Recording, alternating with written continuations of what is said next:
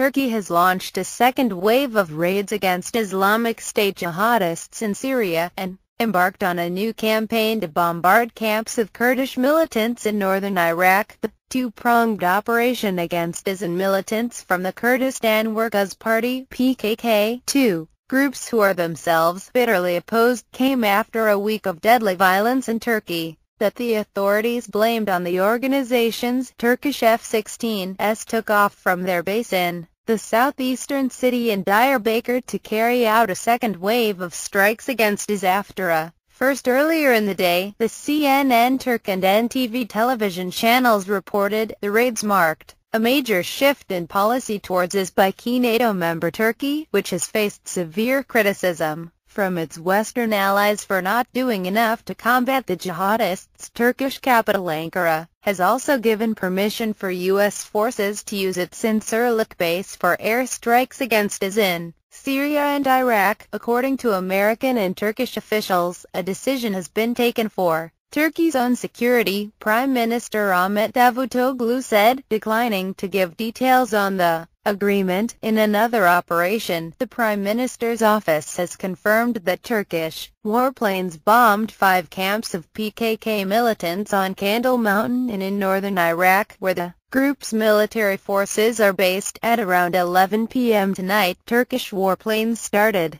bombing our positions near the border, accompanied by heavy artillery shelling, PKK spokesman in Iraq Bakhtiar Dogan said. Turkey's Anatolia news agency also reported that overnight, Turkish armed forces had struck both ISIL and PKK targets with artillery fire. The strikes against PKK targets have raised questions about the future of the delicate peace between Turkey and Kurdish rebels, who have largely observed a ceasefire since 2013. Mr. Davutoglu said that the first bombing operation early on Friday against ISIL had 100% achieved its goals and had successfully eliminated the targets identified by 3 Turkish F-16s. The air raids were ordered in the wake of a suicide bombing blamed on ISIL that killed 32 activists on the Syrian border on Monday, and cross-border clashes on Thursday that claimed the life of a Turkish soldier. The Britain-based Syrian Observatory for Human Rights Monitoring Group said 9 ISIL